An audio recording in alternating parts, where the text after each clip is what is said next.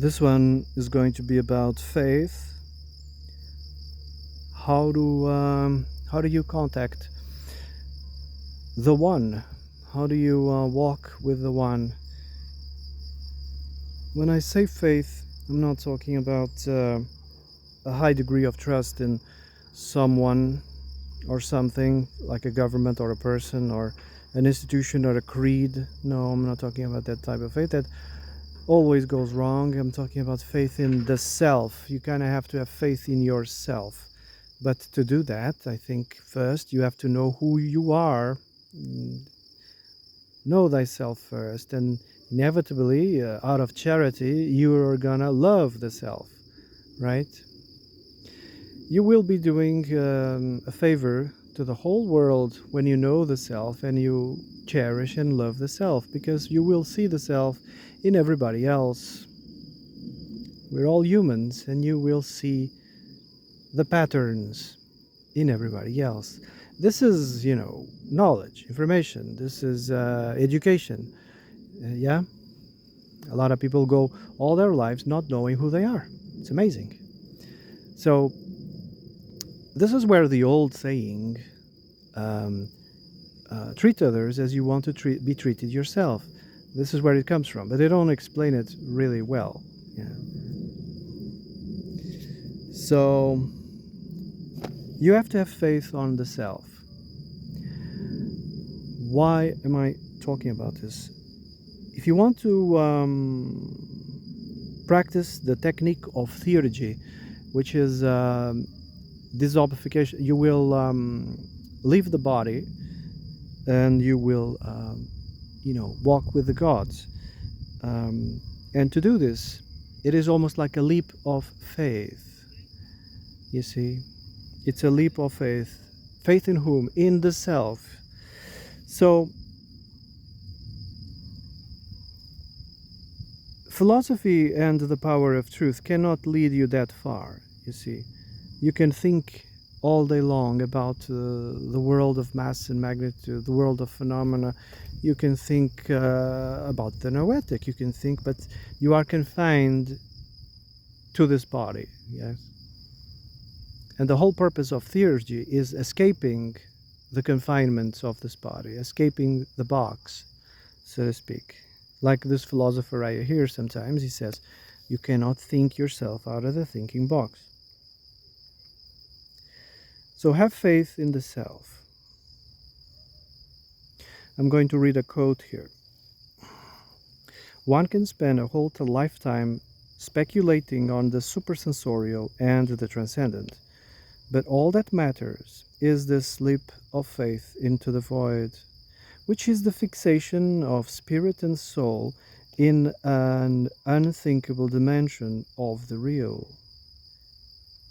This leap, which cuts short and completes in itself the endless chain of formulations, depends on a direct understanding and on a grace, not on having reached a certain phase of the unfolding of a doctrine, for this unfolding, we repeat, has logically no end. This leap into the void we call faith. The Buddhists, this is the integral, doctrine of the Buddhists. It was called the path of liberation. The path of liberation started by negating reality. You have to negate this reality that is the source of all philosophy. Negate thoughts, emotions, feelings, perceptions, mental machinations. For those, the body. For those are not they're not the self. Those are not the self. I started this audio by, you have to understand who are you? What is the self? Once you understand who is the self, then you understand that negating this reality, this objective negation of Maya, is perfectly normal, logic. For all of these things, reality, this world of mass, magnitude, time and space, and all of these thoughts, beliefs, analysis, synthesis, and whatever, all of this philosophizing is not the self. It's not. For the theologians call the contact and union with the One faith. You see, whenever someone is able to do the technique of theurgy and have contact with the One, this whole thing is called faith. Paradoxically, this faith can be defined as illegitimate belief, being like the Buddhist upaya, a kind of soteriological mirage, since like is always known by like. And this one is very important. You kind of have to have a piece of the One in order to know the One, you know. Like is always known by like. Birds of feather fly together. Not everybody can do theurgy, you know. Not everybody. The theologians can know the One only by an illegitimate intuition. This whole process is intuitive. It cannot be explained. The soul is united with the good, which is unknowable and unspeakable, through the flower of the intellect, the flower of our whole soul. The final unity is called the firebrand of the soul.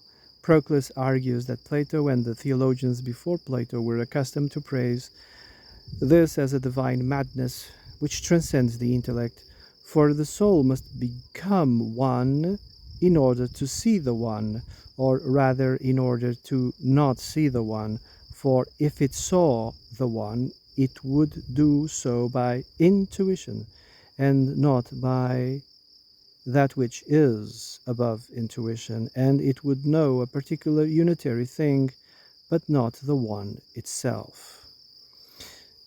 It couldn't see the One itself because it is unknowable and unspeakable.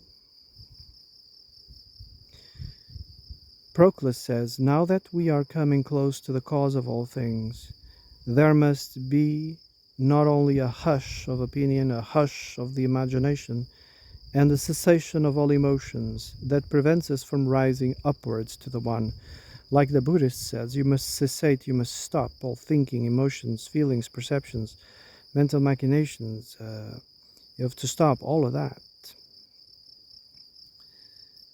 And he also talks about a stillness in the air, and a stillness of all else. Practice stillness, a calmness, the eye of the hurricane. You know, I suppose you can practice this physically and mentally, what they call meditating. You sit like a turtle, you know, and you practice self proximity. You practice concentration, so that you are invaded with this stillness. And when you stop the cessation of all emotions, feelings, mental machinations, when you deny reality, you might ascend and be in the presence of the ineffable. We kneel to it as to the rising sun, blinding our eyes, you see. Once you rise into the solar boat of Ra, you kind of get blinded because you can't see it. The ineffable is untouchable, unknowable, and unspeakable. So,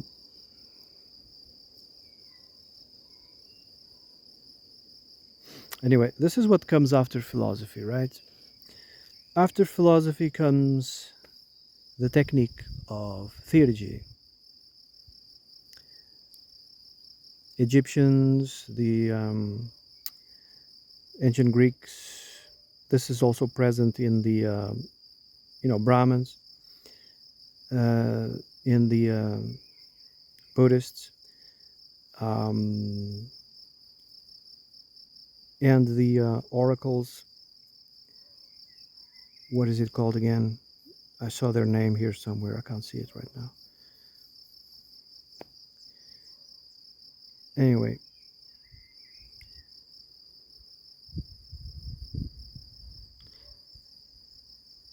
So faith, you know, faith is union with the one is called faith.